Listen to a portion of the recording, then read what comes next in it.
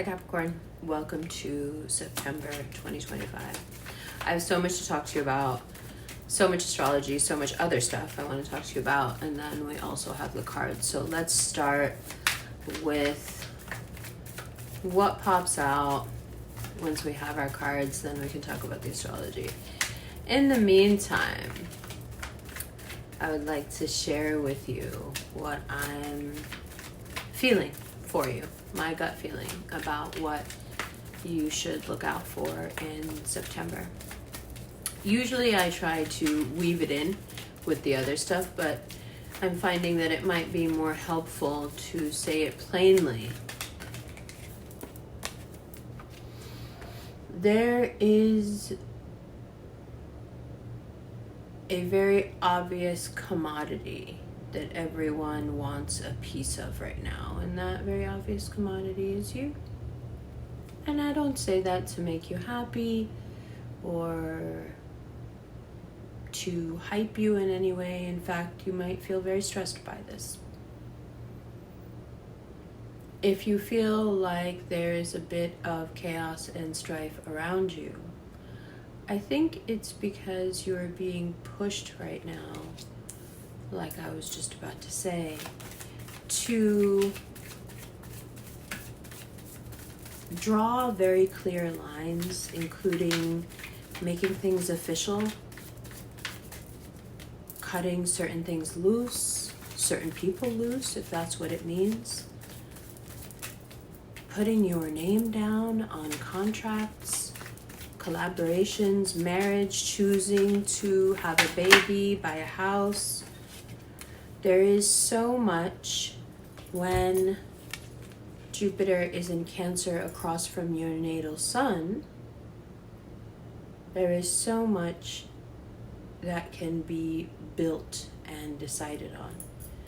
But before the building, before Jupiter can beam that expansive light to you and push your life forward, you've got to play this game of discernment where you've got to be very, very smart. And what you've got to be smart at is distinguishing who even has access to fight over this pie. Whose pie is it to begin with? Now, pretty clear cut, bottom of the deck underneath that Chariot, even more good stuff, success, moving forward. You know how you feel. You know where you're going. You know what you want. All good. Here, we have a few players. There's someone who either wants to keep you stuck or has been emblematic of your stagnation and stuckness. This person wishes nothing would change. And if you were to allow this person access to this wealth, be it your energy, your money, what you can provide, whatever it is, your clout, your beauty, whatever it is, this person is never going to be anything but what you already know them to be. This is, in some cases, a terrifying choice because it will never be anything but this. But I think sometimes for earth signs, it's quite welcome.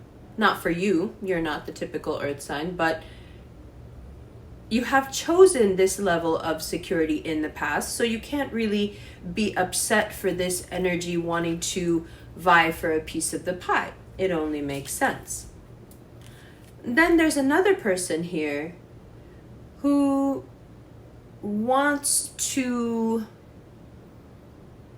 have access to you, be with you, perhaps work with you, whatever it means to be with you. Whether this is about romantic life or work life and money, they want to be, and you feel the same way about them. And if you haven't met this person yet and you're single, if you go out after the 19th of September, I think you have a really good chance of meeting someone that you feel like you can share your pie with. No pun intended. The value we're talking about, right? You're pretty amenable to this person. You like this person.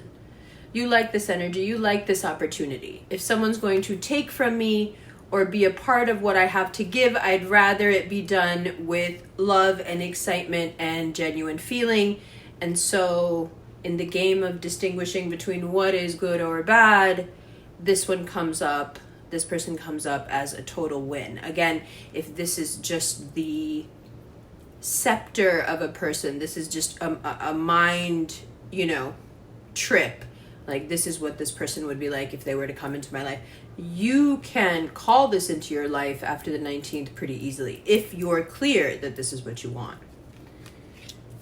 In some cases, Capricorn, these two people coexist in your life, and the situation is quite sticky.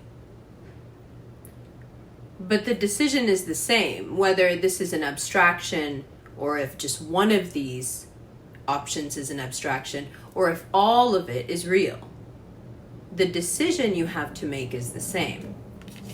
And that decision is this: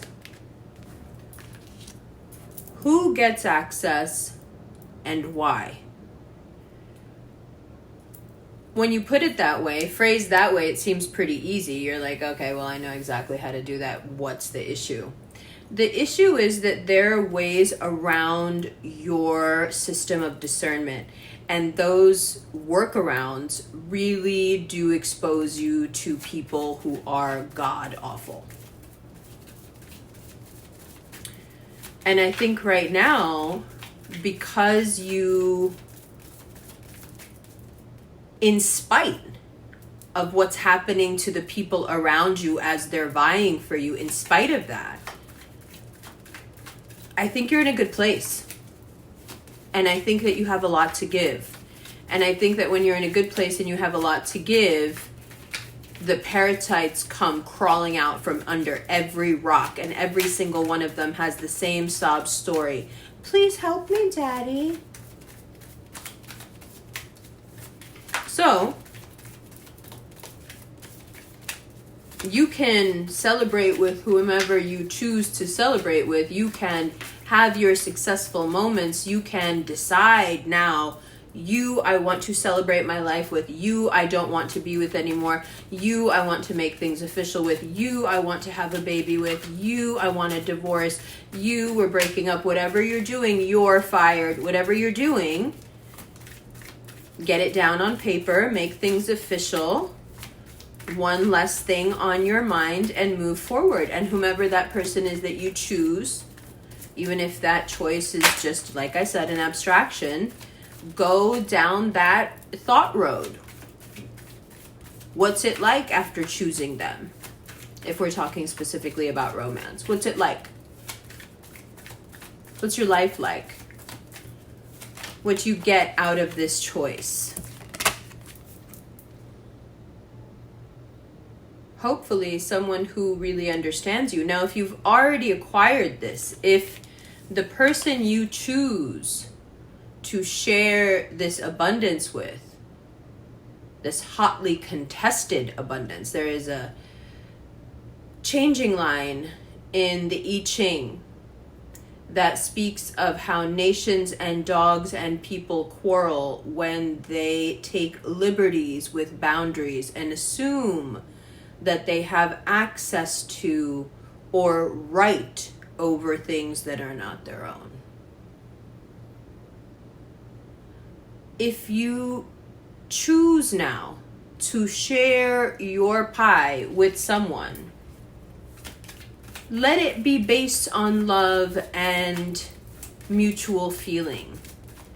Don't take the easy way out of feeling sorry for a stray and bringing them home. And I say that more so than just to protect your finances and your heart. I say it also to protect your reputation, because you do have some astrological transits coming up that we'll talk about when we look at the cards, that, they put you in the kind of spotlight where you don't really want to nurse somebody to withstand the light that's shining on you naturally?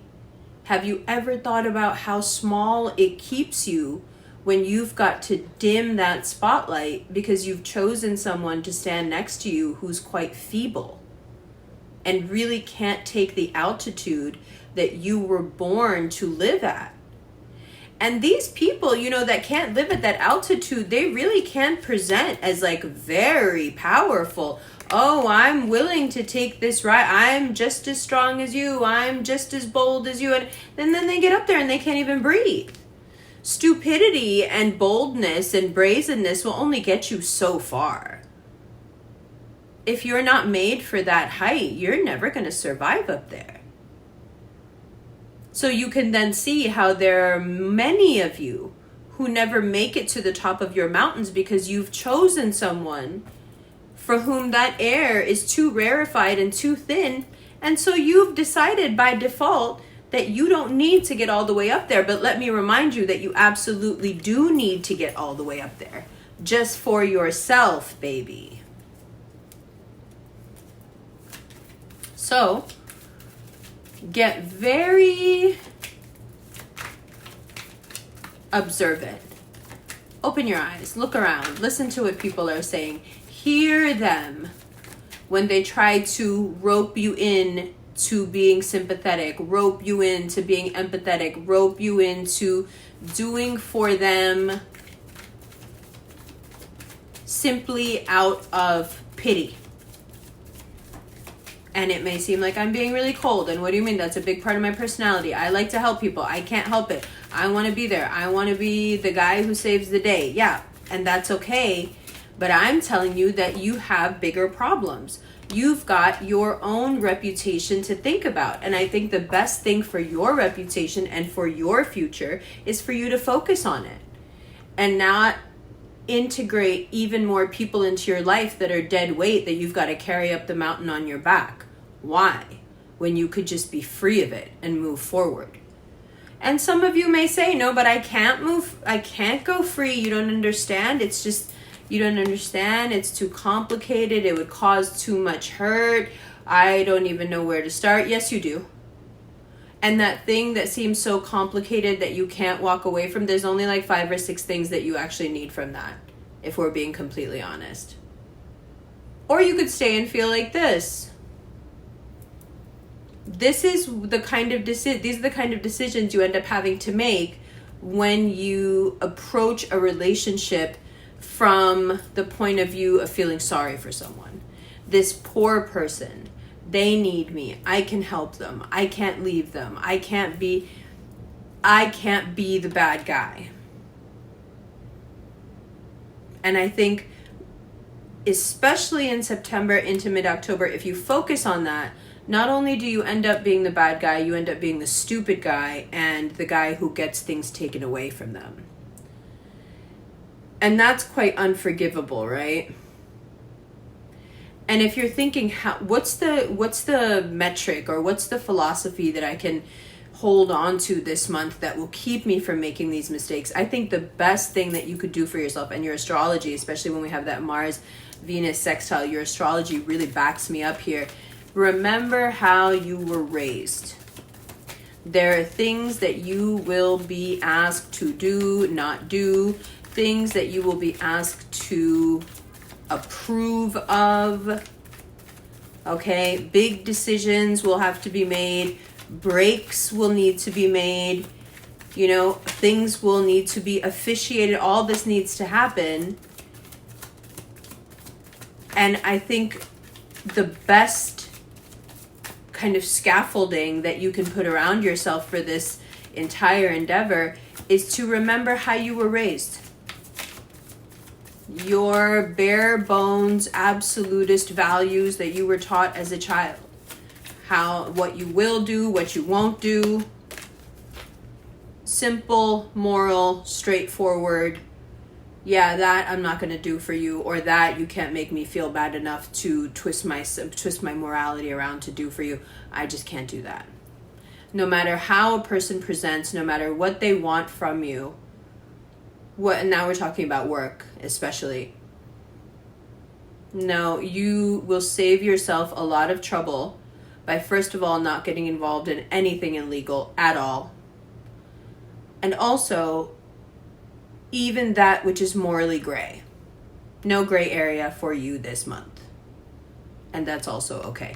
You don't need a gray area.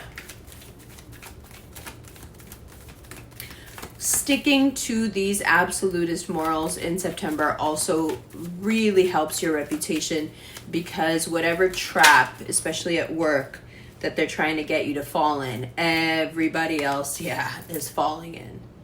And you just being so firm on like, I would never do that, or I was raised better than that, or whatever it is, it will save you. Because whatever that opportunity is that puts you in that gray zone where you've got to consider, like, is this okay? As soon as you feel that way, pull the plug. Pull the plug. Now, we also have the Mercury and South Node in conjunction in Virgo in September, which is a big deal. I think that, what do I have written here? Not only does it create clarity for you, not only does it create clarity for you just within yourself, but it also gives you the opportunity to be really excited and like youthful and open. Your mind is plastic. You can learn something new right now and have so much fun doing it. Like going back to school vibes, right? Oh, it can be so fun for you. And I think in the process of whatever this is that you learn, whether you take some sort of art class or like a college class, some hobby you have or some interest you have, or maybe something that helps towards your profession, your industry, your work, whatever it is, in the process of learning this stuff and being really open and youthful and curious, and your mind again is neuroplastic and just ready to soak something new in this process of learning something new. When Mercury and the South Node are in conjunction in Virgo, you will, I think, discover something about yourself that's been locked up for a while. Maybe got taken away at a young age. It's something a bit carefree, stress-free. I recently started taking rhodiola. Every time I say that on the live, people laugh at me. I don't think I'm saying it right. But I couldn't explain what it made me feel like. I took it because this nutritionist on TikTok was talking about how it's the most important thing that no one's talking about. And I was like, okay, I'll try it. So I tried it. And on Instagram Live, people were asking, like, what does it feel like? And I said, it feels like you don't have money troubles and like you have a partner who emotionally and physically and financially supports you. That's how it feels like. And then someone in the comments who happens to be an herbalist chimed in and said it helps regulate your nervous system, and it moves the body out of freeze.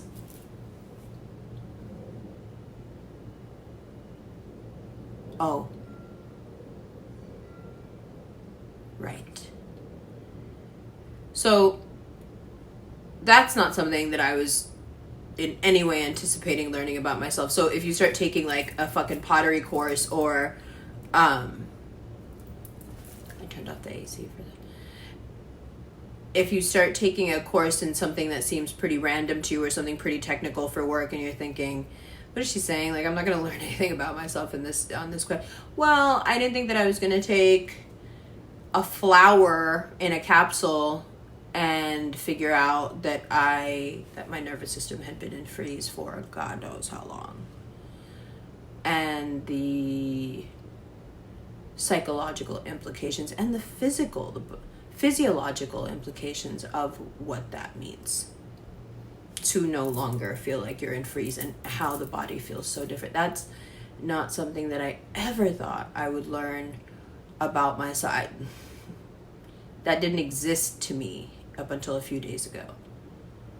So in the same way, be open, because you really don't know where that little bit of knowledge is going to come for you that at first feels so casual, you know, just something that was said or like a bit of information. Okay, that's cool. But it can have a heavy impact once you unpack it and think about it and really look at your life in the context of this new information about self.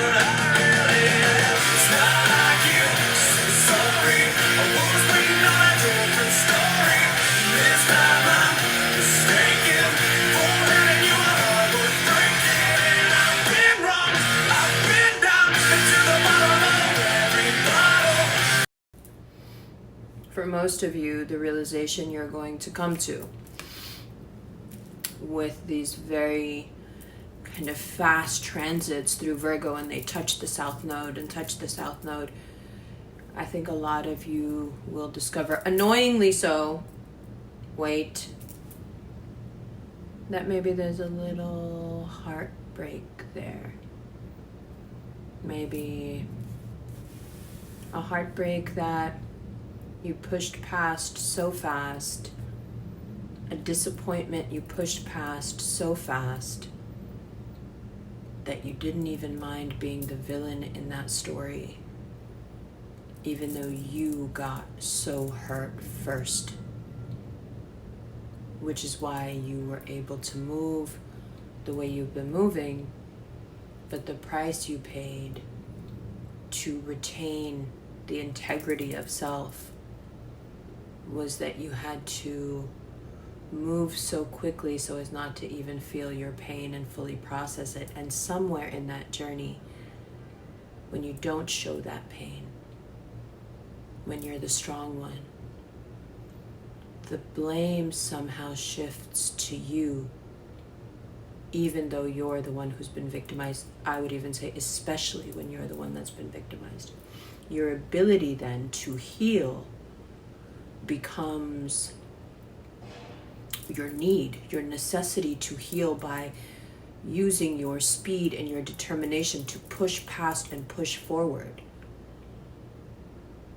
then also becomes the knife, you know, stuck in your heart. Because this is a double-edged sword. The person who is actually responsible for that initial heartbreak, betrayal, disappointment, they also get to play victim simultaneously, while you, who've been victimized, are moving so quickly towards some sort of healing, resolution, not even closure, just future. That other person who's actually responsible for what's happened and the numbness that you now feel, because that numbness is of course there, this person is left to play the violin and play everybody and make everybody feel like everything was your fault. And of course, how could it not be? Look how quickly you've moved. Look at what a monster you are, right? And what are you left with then when you realize this? When Mercury and the South Node come together and you realize that you have spent so much time healing, doing, moving forward, focusing where you needed to focus. That maybe some of those situations, those hurts, those situations where the responsibilities actually fall on someone else. Maybe what you figure out in September is that you've collected all of those and you're waiting for people to come pay their debt and pick them up. And I think you got to just chuck the whole thing away, because I don't think anyone's coming and I don't think anyone's gonna pay a debt. I think the way you are repaid for those people that hurt you, that betrayed you, especially those who now dance and play victim, I think your retribution comes in the form of your blessings for everything that has been done to you, the world offers you success, security, and elevation. And an elevation in a language that you love. The universe, God, the world, the ether, whatever floats your boat, wants to speak to you in the language that you love, in your love language. And so, although there is a lot here, muckety muck, and you are asked to be very moral, it is hard to be honest about how someone hurt you or what has been done to you or what was unfairly put on you. It's hard to do that when you didn't even stop to think about it. It's hard to go back and process it when you never let any of it in, so there's nothing even rolling around to process. It's just out here in this kind of energetic cloud around you. And I promise you that as you feel your way through it and you pull it out of that cloud around you, that your energy will clear up and the quality of people that will come to you, business associates, work, just in your work life, in terms of money, it will clear up so much. Opportunity will come back. Right now, I think there is a lot of resentment, and rightly so. No judgment there. But it is time to choose your own good luck over resentments you may carry. It's time to understand that those resentments, although again, we just went through it, you're very valid in feeling the way you feel. I think it's time to understand that those resentments are only hurting you because the person with whom the blame really should lie is so obsessed with being the one that's been wronged.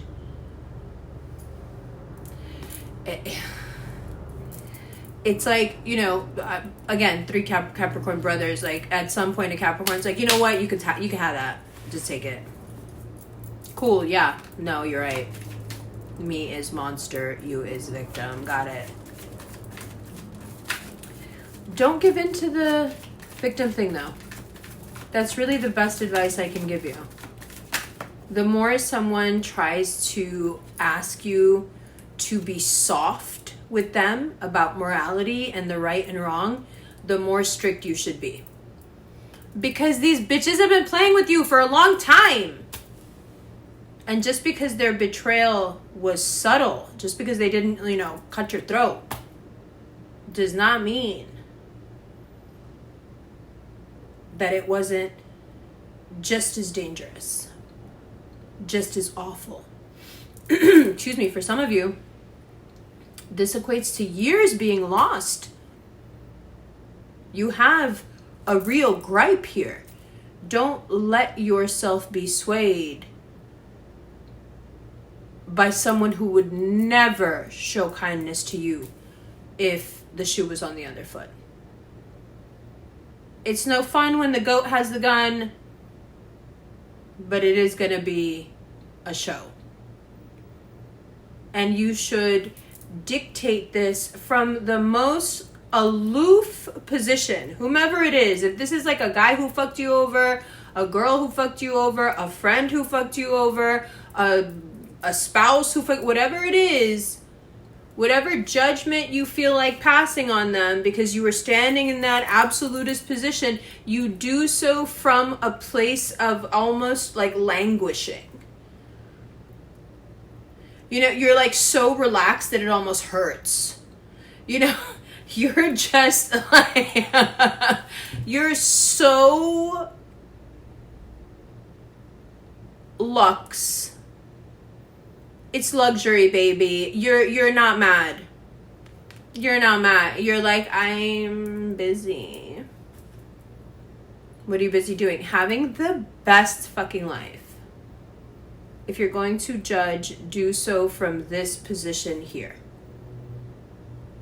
And you will be, first of all, pest free. Because when you treat people like this, they get the message really quickly. Nobody wants to be humiliated. And nobody wants to humiliate anyone. But when it comes to it and it has to be, then we're here. And then, once the smoke clears and things are as you feel they should be, things have been cut off, things have been started, things have been, signed into contract, then take some time. End of September. We're going to talk about it more when we look at the cards. End of September, take some time. In 2 weeks, we'll come back. We'll look at the cards. Be honest about where you can do a little more. Do a little more, not for the people who have been trying to play you with their pity parties, but do a little more on a more basic human community level. It's good for you. It makes you feel good. It puts you in great company. But that's later. And we'll talk about that. And I love you.